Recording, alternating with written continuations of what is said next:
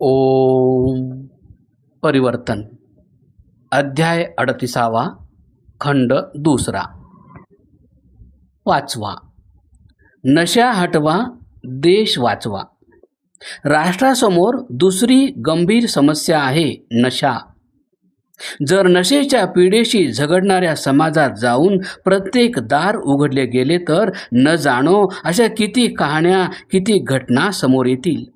आज समाजाला 3 बाबी पुढे घेऊन येत आहेत: साहित्य, धर्म व सिनेमा इंडस्ट्री. याकडे पाहिले तर दिसते की या 3ही बाबी आपल्या बेजबाबदारपणाचा व्यवहार अवलंबित आहेत. विडंबना पहा, आपण तीर्थस्थळी जा किंवा तथाकथित बाबांच्या आश्रमामध्ये जा, त्यांच्या हातात चिलीम असते. साहित्य पण आज दिवसेंदिवस विषाक्त होत आहे. यानंतर सिनेमाचे उदाहरणे तर सर्व लोक जाणतात.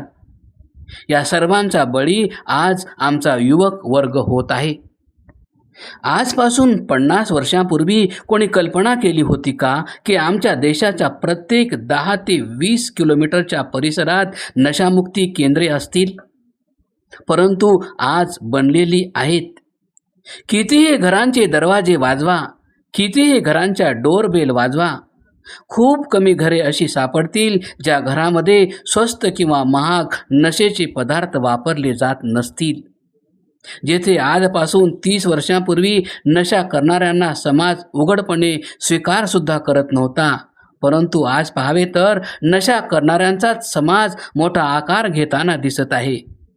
मेट्रो शहरामध्ये हुक्का बारपासून बियर बार धूमधडाक्यात चालू आहेत, ज्यामध्ये मोठ्या संख्येत तरुण तरुणीच दिसत आहेत. समाधान. जर आपल्याला याच्या समाधानाबाबत विचार करायचा असेल तर प्रेमाने समजावण्याचा, त्यास जागविण्याचा, युवकांना या षडयंत्राची सखोलता दाखविण्याची गरज आहे. अन्यथा शतकांच्या गुलामीतून बाहेर आलेला हा भारत, जो आज विश्वगुरू बनण्याकडे अग्रेसर आहे, पुन्हा नशेच्या अज्ञात अंधारात लुप्त होऊन जाईल. 6. पंचकर्माच्या 5 महायज्ञांनी, 5 कर्तव्यांनी सर्वच दुःखे व कष्टांची निवृत्ती होते. म्हणून प्रत्येक व्यक्तीला, विशेष करून प्रत्येक गृहस्थाला आपले जीवन व गृहस्थ सुखी करण्यासाठी हे 5 महायज्ञ अवश्य केले पाहिजेत. या 5 कर्तव्यांचे पालन करून त्याला समाजात सन्मान, सुख सर्व काही आपोआप मिळेल. आपण काही क्षण विचार कराल तर आपल्या लक्षात येईल, आमच्या कुटुंबात विशेष करून माता, आजी या पहाटे उठून सर्वात आधी परमात्म्याचे ध्यान करत असत, ज्याला सर्वसाधारण बोलीभाषेत रामाचे नाव घेणे असे सुद्धा म्हणतात. वास्तविक हेच ब्रह्मयज्ञाचे स्वरूप आहे. नंतर ती देशी म्हणजे गावरानी तुपाचा दिवा लावत असे, तेच देवयज्ञाचे स्वरूप आहे. नंतर ती आपली सासूबाई इत्यादी वयस्क व्यक्तींच्या पाया पडून आशीर्वाद घेत असे. त्या काळात कुटुंबात वडीलधाऱ्या व्यक्तींचा खूप आदर केला जात असे. हे पितृयज्ञाचे स्वरूप होते. घरात स्वयंपाक करताना पहिली भाकर, पोळी गायीसाठी काढून ठेवण्यात येत असे. घराबाहेर बैल, गाय इत्यादीसाठी पाण्याचा हौद किंवा रांजण भरून ठेवण्यात येत असे. पक्ष्यांसाठी छत वगैरे ठिकाणी पाणी व अन्न ठेवण्यात येत असे. हा बलिवैश्वदेव यज्ञ होता. आणि जर एखाद्या साधू संन्यासी किंवा वाटसरूने घराच्या अंगणात येऊन हाक दिली तर त्वरित त्यांना भोजन व अन्न इत्यादी दिले जात असे. गरिबाहून गरीब व्यक्ती देखील हे कार्य अवश्य करीत असे. यास अतिथी यज्ञ म्हणत असत.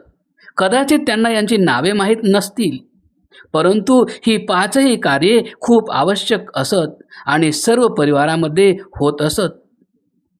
या परिवार आणि समाजाच्या हिताकरिता पंचमहायज्ञांच्या या सुंदर परंपरेला पुन्हा स्थापित करूया.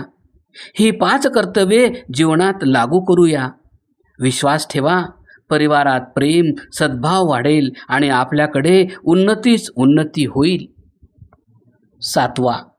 अंधविश्वासाने व्यवस्था, परिवार, समाज व राष्ट्र यांची सतत हानी होते आहे. नेहमी म्हटले जाते की श्रद्धेसंबंधात तर्क करायला नको, तिला गुपचूप मानण्यातच भले आहे. परंतु असे तेच लोक म्हणतात ज्यांच्याजवळ एकतर तर्काचे उत्तर नसते किंवा जे श्रद्धेसोबत तर्क जोडण्यात पाप समजतात. परिणाम, नुकतेच काही दिवसांपूर्वी तेलंगणामध्ये एका व्यक्तीने कोणत्या तरी तांत्रिकाच्या सांगण्यावरून आपल्या लहान व निरागस मुलीचा बळी दिला होता, फक्त यासाठी की दीर्घकाळापासून आजारी असलेली त्याची पत्नी असे केल्यास स्वस्थ होईल. जर अशा अपराधाचे विश्लेषण केले तर हा विचार कोठून फोफावला की मुलीच्या बळीने पत्नी स्वस्थ होईल? वास्तविक वैदिक युगात ज्ञान विज्ञानाचे केंद्र ऋषीमुनींचे आश्रम असायचे. ऋषीमुनी वेद आयुर्वेद अर्थात औषधांचे ज्ञातेसुद्धा होते. कोणी आजारी पडले तर रुग्ण व्यक्ती आश्रमाकडे जात असत. तेथे रोगाचे लक्षण पाहून ऋषीमुनीकडून त्यांना औषधी दिली जायची. लोक स्वस्थ झाल्यावर लोकांच्या मनात स्वतःच ऋषीमुनींच्या बद्दल विश्वास, आस्था, श्रद्धा, सन्मानाची भावना निर्माण होत असे. ते बाबा आता राहिले नाहीत. आता झालेत ढोंगी बाबा.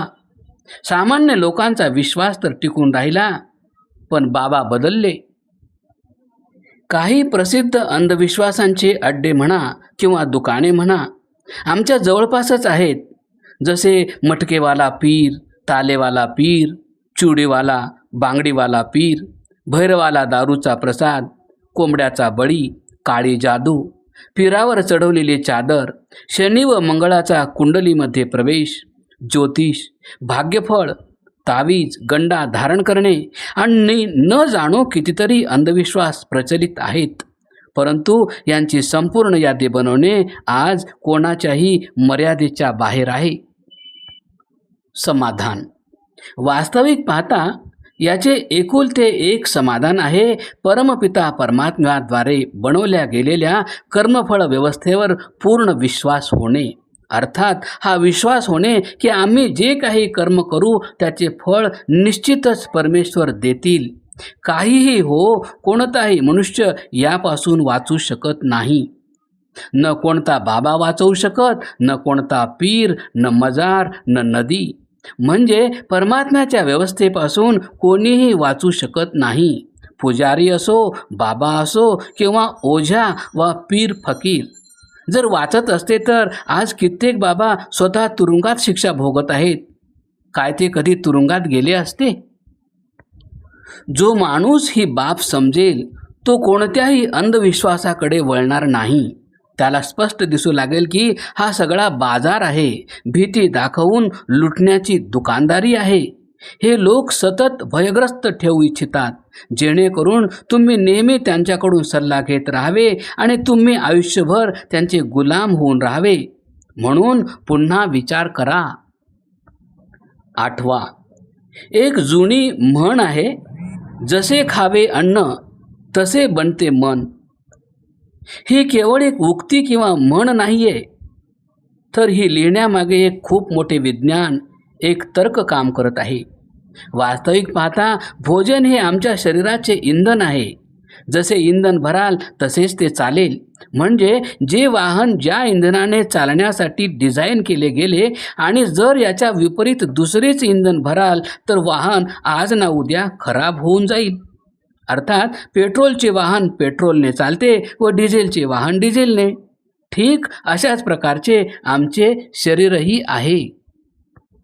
आजकालच्या काळात पुष्कळसे लोक स्वतःला फिट स्वस्थ ठेवण्यासाठी जिमखान्यात जाणे पसंत करतात.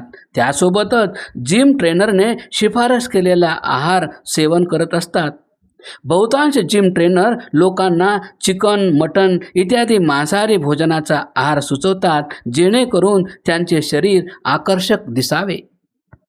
केवळ जिमच नव्हे, काही काळापासून टीव्हीवरील जाहिरातींच्या माध्यमातून सामिष नॉनव्हेज अन्न पुष्कळसे वाढले जात आहे. यामध्ये दिवाळीच्या दिवसात नॉनव्हेज पिझ्झा व बर्गर यांच्याही जाहिराती असतात. म्हणजे सहजपणे ही बाब लोकांच्या बुद्धीत पोचवली जात आहे की मांसाहार हा जीवनाचा भाग आहे आणि जो कोणी नॉनव्हेज खात नाही तो मागासलेला आहे. काही लोक हा तर्क देखील देतात की आम्ही तर मारत नाही, पाप तर मारणाऱ्याला आहे. परंतु आमचे प्राचीन संविधान मनुस्मृती पहा काय व्यवस्था देत आहे. मारण्याची आज्ञा देणारा, मांस कापणारा, पशुपक्षी यांना मारणारा, त्यांना मारण्याकरिता खरेदी व विक्री करणारा, मांस शिजविणारा, वाढणारा आणि खाणारे इत्यादी सगळे पापाचे भागीदार आहेत. समाधान. आजपासूनच आपल्या मुलांना एक गोष्ट अवश्य शिकवा की आम्ही मनुष्य आहोत आणि या नात्याने प्रकृतीमध्ये आपली जबाबदारी सर्वात अधिक आहे. काही खाण्यापूर्वी आपल्या आत्म्याचा आवाज जरूर ऐका. नॉनव्हेज खाणे बंद करा किंवा हळूहळू याचे सेवन कमी करत जा. यास चर्चेचा विषय बनवा. परिवारात चर्चा करा. शाळांमध्ये डिबेट करा. स्वतः आपल्या खाण्यापिण्याची सवय बदला. आज आमच्या अस्तित्वाच्या संबंधाने जे मोठे संकट आहे, ज्याला कदाचित आम्ही त्याला मुळीच ओळखत नाहीत,